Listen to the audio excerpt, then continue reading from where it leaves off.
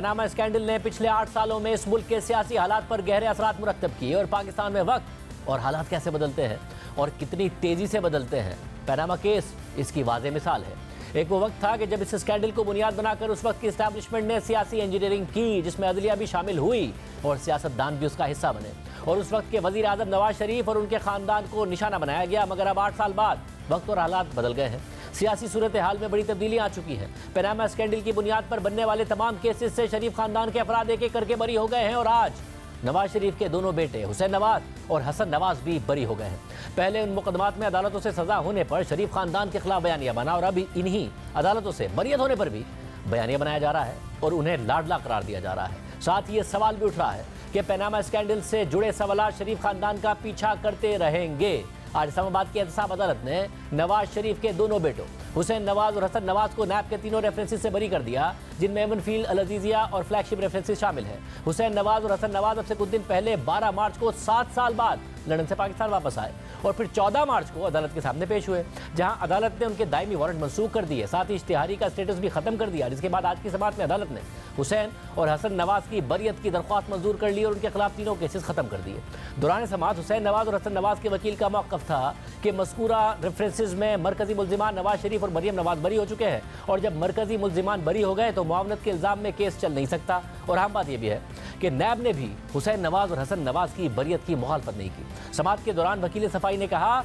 कि नैब ने शवाहिद सामने नहीं रखे कि जिनकी बुनियाद पर हुसैन नवाज और हसन नवाज पर मुकदमा चलाया जाए। जो शवाहिद हैं इन पर भी हसन नवाज और हुसैन नवाज को सजा नहीं हो सकती है, इसलिए केस चलाना अदालती वक्त ज़ाया करना होगा। मरकजी मुल्जिम बरी हो गए तो मुआवनत के इल्ज़ाम में केस चल ही नहीं सकता। फ्लैगशिप रेफरेंस में नवाज शरीफ ट्रायल कोर्ट से बरी हो गए थे। ट्रायल कोर्ट के फैसले के खिलाफ नैब ने 29 नवंबर 2023 को अपील वापस ले ली थी। दलाइल के बाद अदालत ने फैसला महफूज कर लिया, जो कुछ देर बाद सुनाते हुए एहतसाब अदालत के जज ने हुसैन नवाज और हसन नवाज की बरियत की दरख्वास्त मंजूर कर ली और अब वो तीनों मुकदमा से बरी हो गए हैं। जिसके बाद अब शरीफ खानदान के तमाम अफराद पनामा के केसेस से बरी हो गए हैं। पनामा एक बहुत बड़ा स्कैंडल था जिसमें सिर्फ पाकिस्तान ही नहीं बल्कि पूरी दुनिया की बाअसर शख्सियात के नाम सामने आए थे। उनकी ऑफशोर कंपनियां सामने आई थी। नवाज शरीफ जो उस वक्त वजीर आजम थे, उनके बच्चों के नाम भी इस लीक्स में सामने आए थे और बताया गया था कि लंदन में एवनफील्ड अपार्टमेंट शरीफ खानदान की मिल्कियत है और हुसैन नवाज ने ये तस्लीम भी कर लिया था। जिसके बाद सवाल उठने लगे कि ये फ्लैट शरीफ खानदान की मिल्कियत में कब और कैसे आए और इसकी मनी ट्रेल कहाँ है। और अब 8 साल बाद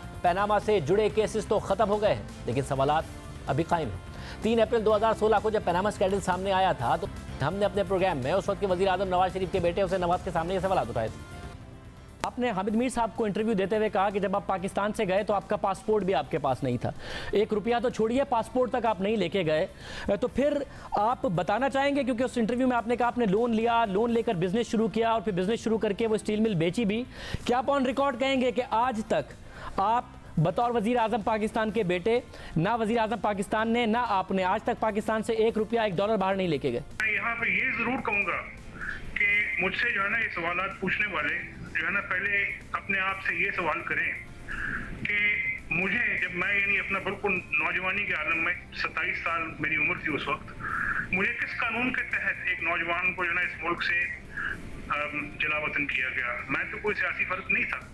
दूसरी बात ये कि मुझे किस कानून के तहत किस जुर्म की पादाश में मुझे जो है अपना 14 माह जो है अपना जेल में रखा गया। आपके साथ जो हुआ उस पर आपका उठाया हुआ सवाल दुरुस्त है, लेकिन आपका उठाया हुआ सवाल आप पर उठाए हुए सवालात का जवाब नहीं देता माजरत के साथ। इसलिए सर आपको बताना तो पड़ेगा कि आप गए, हसन और हुसैन नवाज ने कितना डेट लिया, कितना कर्जा लिया, कितनी इक्विटी थी। बहुत सारी ऐसी बातें हैं जो इन डॉक्यूमेंट्स आने के बाद भी अब नहीं साबित करते कि आपने कोई इलीगल काम किया, मगर आपने लीगल काम किया। ये तो आप बताइए कि कितना डेट टू इक्विटी था, क्या मामला था, किस तरीके से आपने अपना काम शुरू किया? जहाँ तक इक्विटी का ताल्लुक है ये बात दुरुस्त है। देखिए कि मैं एज ए स्टूडेंट भी, मैं तो जो है ना 1992 में जो है ना पाकिस्तान से बरतानिया चला गया था और उसके बाद जो है मैं हार्डली जो है ना पाकिस्तान में रहा। जितनी देर पाकिस्तान में रहा वो मुझे जो है ना अपना जेल भिजवा दिया। आप लेट्स से कि एज ए स्टूडेंट अगर मुझे वो अखराजात भेजे जाते थे या जो है ना अपना सऊदी अरेबिया में यहाँ से जो है ना कुछ अखराजात शुरू में जो है ना अपना रहन सहन के लिए जो है ना अगर भिजवाए जाते थे हम लोगों को, तो जो है ना मैं उसका नहीं कह सकता, लेकिन जहाँ तक बिजनेस का ताल्लुक है जो है ना, ये बिल्कुल बात दुरुस्त है जी कि अपना हमने किसी किस्म का जो है ना कोई पैसा हम पाकिस्तान से बाहर लेके नहीं गए। आप वजीर आजम के बेटे हैं, वजीर आजम पाकिस्तान के बेटे हैं, उस वजीर आजम के जो अवाम से कहते हैं कि आप ज़्यादा से ज़्यादा टैक्स दें, अवाम से कहते हैं कि अपने असासे डिक्लेयर करें, तो ऐसे वजीर आजम के बेटे होते हुए आपके अवाम, पाकिस्तान के अवाम के सामने नहीं बताएंगे कि जब आप सऊदी अरब गए आपने स्टील मिल लगाई, उसके बाद आपने बताया कि वो स्टील मिल बेचकर आप यूके में भी पैसा लेके गए। ज़ाहिर है अगर सऊदी अरब से लेके गए तो लीगली लेके गए होंगे, वो किस तरह लेके गए, कितना पैसा लेके गए, कितने में बेचा, या आप अवाम के सामने नहीं रखेंगे अपने ऑफिशियल अकाउंट्स? नहीं, मेरा ख्याल है जी कि ये आप मुझ तक ही रहने दें, जो है ना अपना मैंने आपको जब बता दिया है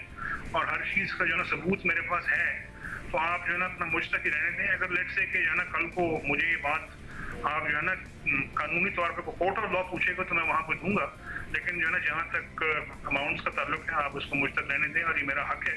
कि मैं अपने कारोबारी मामला जो है उनको जो है सीक्रेसी के साथ ट्रीट करूँ। मैं आपको बता रहा हूँ एक चीज़ जो है, और जब वक्त आएगा तो साबित भी कर देंगे। नहीं हुसैन साहब, क्योंकि सवाल उठ रहा है, सवाल वज़ीर आज़म पाकिस्तान पर उठ रहा है, आपका हक है बतौर बिजनेसमैन कि आप सीक्रेसी के साथ अपने मामलात कीजिए, मगर जब बिजनेसमैन दुनिया भर में अगर साफ सुथरा काम करते हैं, टैक्स पे करते हैं, बिल गेट्स हैं, मित्तल, टाटा, ये सारे अपने एसेट्स डिक्लेयर करते हैं, दुनिया के अमीर तरीन लोगों में आने की कोशिश करते हैं, अगर आपने, जैसा कि आप कहते हैं कि आपने ट्रांसपेरेंट तरीके से पैसा बनाया, पाकिस्तान से पैसा बाहर नहीं लेके गए, तो आप तो बतौर सक्सेस स्टोरी बताइए कि जी मैं गया था और मैंने ज़बरदस्त तरीके से मैं कामयाब हुआ हूँ और मेरी फैमिली पाकिस्तान को भी वैसा ही कामयाब करेगी। इसमें छुपाने की क्या ज़रूरत है? आप बताएं हमारे ख़ानदान ने कितनी कामयाबी हासिल की है। जी अल्हम्दुलिल्लाह, बात यह है कि मुझे ये बताने की ज़रूरत नहीं है कि मेरा ख़ानदान जो है एक सक्सेस स्टोरी है।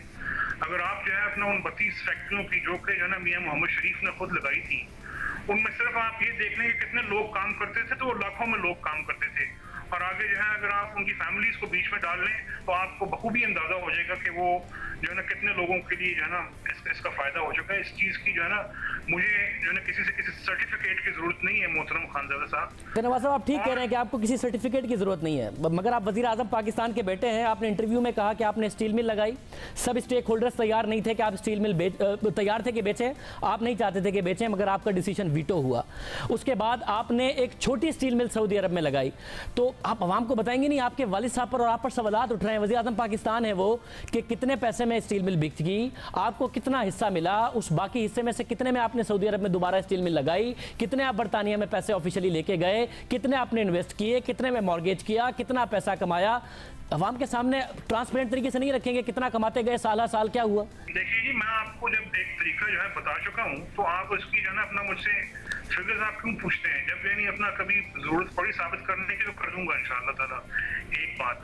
और जहाँ तक दूसरी बात, आप कहते हैं कि बरतानिया के अंदर मैंने पैसा नहीं भेजा, वो अपार्टमेंट्स के जिनको एक्वायर किया गया 2006 में, 2007 में हम लोगों ने उस पर मॉर्गेज उठाया था और उसकी वैल्यू जो है वो 7 मिलियन पाउंड थी,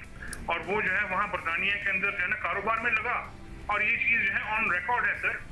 तो प्लीज जो है ना अपना काइंडली अपना रिकॉर्ड दुरुस्त कर लीजिए, ये चीज़ जो है ना ऑफिशियल रहेगी। हुसैन साहब, मैं रिकॉर्ड जब दुरुस्त करूंगा, जब मैं रिकॉर्ड दूंगा, मैं तो रिकॉर्ड दे ही नहीं रहा, मैं तो आपसे रिकॉर्ड मांग रहा हूं कि अगर आप शेयर करना चाहें, जैसा कुछ आपने बताया मॉर्गेज आप ले रहे थे, क्या इक्विटी दे रहे थे, साथ में मैं इसमें है क्या, if you are clean enough तो बताइए, आवाम के साथ शेयर कर लीजिए कि ये इतने से बिजनेस शुरू किया था, इतना पैसा था। ये सवाल बार बार उठेगा, 4-6 महीने बाद दोबारा उठेगा। क्लियर कीजिए, इस तरीके से काम किया, इस तरीके से पैसा बनाया? नहीं, ये जो है मैं माजरत चाहता हूँ जी कि ये हमारे कारोबारी मामलात हैं, और जो है ना ऐसे सवाल जो है ना पूछने भी नहीं चाहिए, जो है ना जो कि अनएथिकल है, जो है ना अपना on part of you know any journalist के जो है ना एक कारोबारी जो है ना शख्स के साथ जो है ना इस किस्म के सवाल किए जाएँ। मैं जो है अपना आपसे दरख्वास्त करूँगा कि मेहरबानी फरमा के आप मुझसे जनरली ऑन पॉलिसी आप जो चाहें पूछें,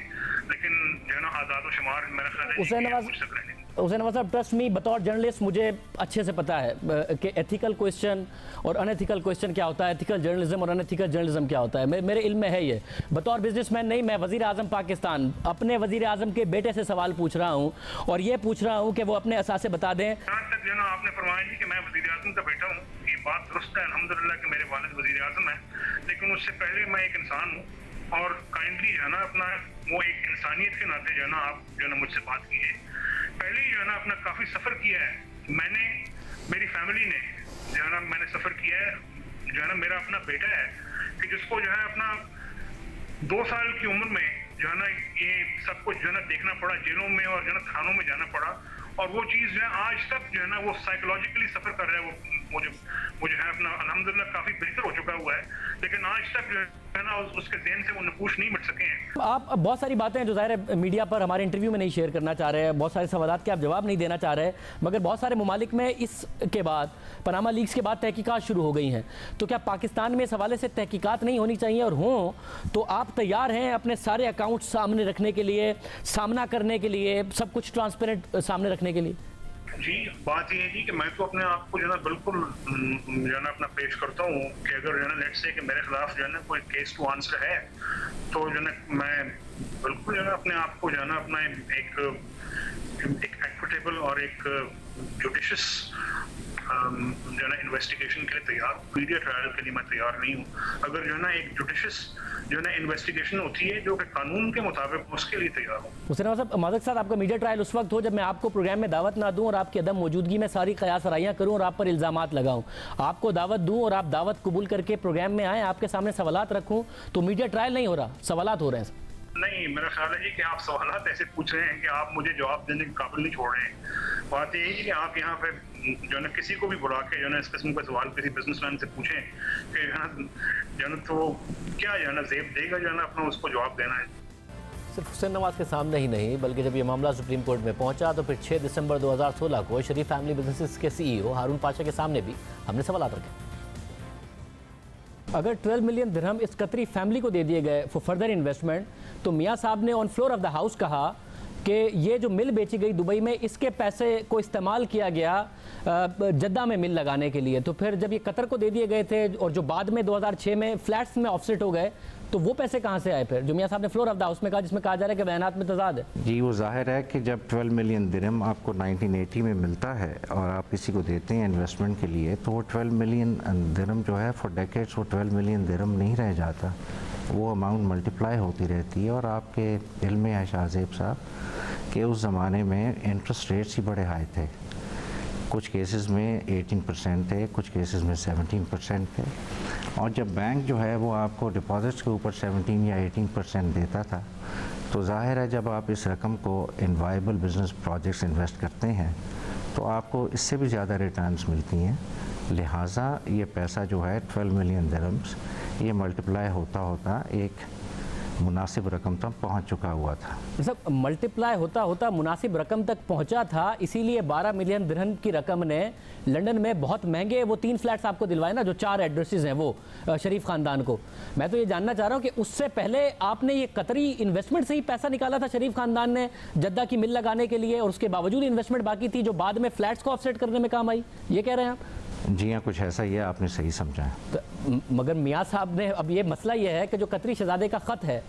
वो ये नहीं बताता कि दरमियान में हम मुनाफा देते रहे थे शरीफ ख़ानदान को और ये भी लगा था, वो सिर्फ ये बताता है कि इन्होंने इन्वेस्टमेंट की जो मेरी अंडरस्टैंडिंग में बतौर कतरी शहजादे के है, और वो बाद में 2005 में 6 में मैच्योर हुई, तो उससे मैंने ये फ्लैट्स हमने दे दिए, ये हमारी मिल्कियत थे। मियाँ साहब फ्लोर ऑफ द हाउस पे ये बताते हैं कि 1980 में मिल बेची, उसमें से कुछ पैसा इस्तेमाल हुआ। मियाँ साहब कतरी शहजादे का जिक्र नहीं करते, कतर का जिक्र नहीं करते, कतरी शहजादा दरमियान की इन्वेस्टमेंट का जिक्र नहीं करता। ये तो सारे मिसिंग लिंक है जो कंट्राडिक्शन की जिसमें बात हो रही। शाहजेब साहब, इस तरह है कि ये प्राइम मिनिस्टर साहब की सवाबदीद है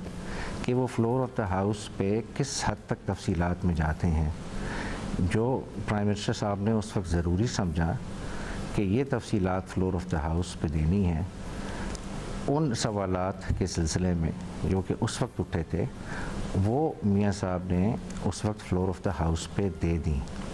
और जो बकाया तफसीलात थी वो अगर अप्रोप्रिएट फोरम कोई क्रिएट होना था उसके बाद, जो कि अब हो चुका हुआ है, तो वो तफसीलात उसके सामने इंशाल्लाह हम सबमिट कर देंगे। जब 2018 में तहरीक इंसाफ इक़्तिदार में आई और बैरून मुल्क से पाकिस्तानियों का पैसा वापस लाने का नारा लगाया और इस काम के लिए एसेट रिकवरी यूनिट बनाया, तो सितंबर 2018 में हमने एसेट रिकवरी यूनिट के सरबराह और मामले खुसूसी बराए एहतसाब शहजाद अकबर के सामने भी सवाल उठाया कि पनामा में शरीफ खानदान के अलावा दीगर पाकिस्तानियों के भी नाम सामने आए हैं, उनके खिलाफ कार्रवाई कब होगी और वो यकीन दहानियाँ कराते रहे। पनामा पेपर्स में और फिर उसके बाद भी बहुत सारे लोगों की डिटेल्स आई, तकरीबन 450 नाम थे, मगर एक शरीफ खानदान के खिलाफ केस आगे बढ़ा। बाकियों का क्या हुआ, तो वो तो डिटेल्स सामने हैं। उनके असासे देखिए और फिर देखिए कि उन्होंने FBR में डिक्लेयर किए हैं या नहीं किए, टैक्स पे किया या नहीं किया, किस तरीके से वो पैसा बाहर लेके गए। ये काम तो तेजी से हो सकता है। जी बिल्कुल, जो आज कैबिनेट को मैंने ब्रीफिंग भी दी इस मामले के ऊपर, उसमें ये दो चीजें टारगेट करके बताई गई हैं कि पनामा के अंदर जितने नाम आए हैं और पैराडाइज लीक्स के बाद उसमें हुई थी पनामा के बाद, उसके अंदर भी पाकिस्तानियों के नाम हैं, तो उन तमाम केसेस को दोबारा से असर-ए-नो ये यूनिट देखेगा। ये क्या बिल्कुल फौरी तौर पर नहीं हो सकता? असासा, पनामा या पैराडाइज लीक्स ने बता दिया, FBR के डेटा फौरन देखिए कि वो डिक्लेयर हुआ है या नहीं हुआ और कानूनी तौर पर गया है या नहीं गया, क्योंकि इस पर काम हुआ नहीं बिल्कुल भी शरीफ खानदान के अलावा, तो ये फौरी तौर पर काम नहीं हो सकता। जी जी बिल्कुल, ये बिल्कुल फौरी तौर पे होगा। और उसके बाद पौने 4 साल तक तहरीक इंसाफ ही इक़्तिदार में रही, लेकिन पनामा स्कैंडल से जुड़े और किसी फर्द के खिलाफ कार्रवाई शुरू नहीं की गई और सिर्फ शरीफ खानदान के खिलाफ ही केसेस चलते रहे। और एक बार फिर साबित हुआ कि पाकिस्तान में करप्शन के खिलाफ एहतसाब का नारा सिर्फ और सिर्फ सियासी मकासद हासिल करने के लिए लगाया जाता है, इंसाफ के लिए नहीं। और मकसद सिर्फ नवाज शरीफ साहब को बाहर करना था, ना कि एहतसाब करना था, क्योंकि सवाल अपनी जगह बरकरार रहे और आज वो बरी हो गए। हालात बदल चुके हैं, शरीफ खानदान वापस इक़्तिदार में आ चुका है और पनामा के सारे केसेस खत्म हो गए हैं, जबकि आज से 5 साल पहले इस्लामाबाद हाई कोर्ट ने ही वाज़ेह कर दिया था कि नैब ने इंतहाई नाकिस तहकीकात की हैं जो मुल्जिमान की बरियत का बाइस बनेंगी। आज से 5.5 साल पहले सितंबर 2018 में एवनफील्ड रेफरेंस में इस्लामाबाद हाई कोर्ट के जस्टिस अतर मिनल्लाह ने जमानत का फैसला दिया, तो उसमें शरीफ खानदान के खिलाफ केसेस में मेरिट ना होने और नैब की नाकिस तहकीकात पर सवाल उठाए थे। तफसीली फैसले में लिखा था कि बादियों नज़र में ऐसा लगता है कि जुर्म और सजा ज़्यादा देर तक बरकरार नहीं रह सकेंगी, मगर बाद में जब नैब ने इस फैसले के खिलाफ सुप्रीम कोर्ट में अपील दायर की तो जनवरी 2019 में सुप्रीम कोर्ट के बेंच ने नैब की अपील तो मुस्तरद कर दी थी, लेकिन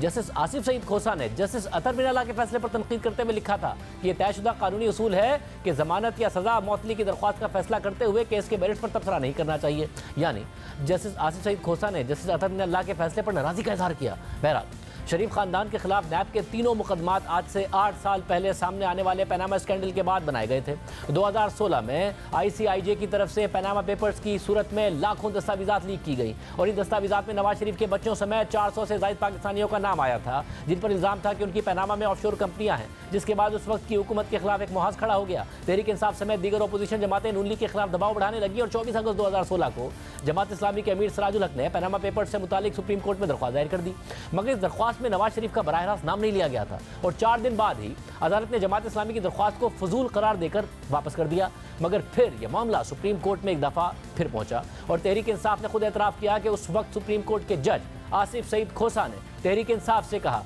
कि आप सड़कों पर क्यों बैठे हैं, अदालत आए, हम आपको इंसाफ देते हैं। यह बात खुद इमरान खान ने कही थी, बाद में सद उमर ने इस बात की तस्दीक की। पाकिस्तान की सियासत के अंदर बड़े फैसलों के अंदर पाकिस्तान की इस्टेब्लिशमेंट का भी किरदार रहा है और वक्तन फवक्तन पाकिस्तान की अदलिया का भी किरदार रहा है। जिसको 2017 के अंदर जिस दिन बुरहान के ऊपर रोका गया, वज़ीर आला खैबर पख्तूनख्वा परवेज़ खटक साहब, उनके ऊपर शेलिंग की गई, तो अगले दिन सुबह सुप्रीम कोर्ट ने हमें बुलाया, मैं और शाह महमूद कुरैशी साहब गए थे और उन्होंने हमें कहा कि आप सड़कों पर क्यों हैं, आप आए ना, हम आपको इंसाफ दिलाते हैं। फिर 29 अगस्त 2016 को इमरान खान ने नवाज शरीफ, मरियम नवाज, हसन नवाज और हुसैन नवाज से मुतालिक सुप्रीम कोर्ट में दरख्वास्त दायर कर दी और नवाज शरीफ की नाअहली का मुतालबा कर दिया। और फिर 20 अक्टूबर 2016 को सुप्रीम कोर्ट ने नवाज शरीफ की नाअहली के खिलाफ दरख्वास्तें मंजूर करते हुए कार्रवाई का आगाज़ कर दिया और कार्रवाई का आगाज़ करने के लिए बाकायदा 28 अक्टूबर 2016 को सुप्रीम कोर्ट ने 5 रुकनी लार्जर बेंच बना दिया, जिसकी सरबराही कोई और नहीं जस्टिस आसिफ सईद खोसा कर रहे थे। कई महीनों तक कार्रवाई के बाद 20 अप्रैल 2017 को सुप्रीम कोर्ट के 5 रुकनी बेंच ने 3-2 की अक्सरियत से फैसला सुनाया, मगर यह फैसला ना ही शरीफ खानदान के लिए क्लीन चिट साबित हुआ और ना ही उसे सजा के तौर पर लिया गया। दोनों तरफ से इस फैसले पर खुशियां मनाई गई। 5 रुकनी बेंच में से जस्टिस आसिफ सईद खोसा और जस्टिस गुलजार अहमद का अक़लियती फैसला यह था कि नवाज शरीफ सादिक और अमीन नहीं रहे, इसलिए वो नाअहल होते हैं और उन्हें वज़ारत उज़्मा के ओहदे से हटाया जाए। जबकि जस्टिस एजाजुल एहसन, जस्टिस एजाज अफजल और जस्टिस अजमत सईद के 3 रुकनी अक्सरियती बेंच ने इस मामले पर मज़ीद तहकीकात का फैसला दिया और पाकिस्तान की तारीख में पहली दफ़ा एक ऐसी JIT बनाने का हुक्म दिया गया जिसमें ISI, MI, FIA, NAB, ACCP और स्टेट बैंक के अफसरान शामिल करने की हिदायत दी गई। हुक्म दिया गया कि JIT ये तहकीकात करेगी कि क्या शरीफ खानदान के असासे उनकी आमदनी से ज़ायद है या नहीं और JIT को अपनी रिपोर्ट जमा कराने के लिए 60 दिन का वक्त दिया गया। इस तरह 20 अप्रैल के फैसले से नवाज शरीफ वजीर आजम तो बरकरार रहे, मगर उनके खानदान को मजीद तहकीकात का सामना करना पड़ा। और दिलचस्प बात यह है कि JIT बनने से पहले एक तनाज़ा उठ खड़ा हुआ और साबित हुआ कि सुप्रीम कोर्ट के जजेस ने खुद रजिस्ट्रार के जरिए फ़ोन कराकर व्हाट्सएप कॉल पर अपनी मर्जी के नाम JIT में डलवाए। और इस हवाले से साबिक वजीर आजम नवाज शरीफ के साबिक प्रिंसिपल सेक्रेटरी फवाद हसन फवाद का दावा है कि जब JIT बनी तो हमें इस हवाले से उस वक्त पता चला कि जब ACCP के चेयरमैन जफर इजाजी ने हमें फ़ोन करके बताया कि सुप्रीम कोर्ट अपने मनपसंद नाम मांग रही है। और मैंने उस वक्त सुप्रीम कोर्ट के रजिस्ट्रार से इस हवाले से पूछा तो उन्होंने कहा कि जी सुप्रीम कोर्ट ने नाम मांगे हैं, लेकिन चीफ जस्टिस साकिब निसार की तरफ से नहीं मांगे गए, बल्कि जस्टिस आसिफ सईद खोसा की हिदायत पर ये नाम मांगे गए।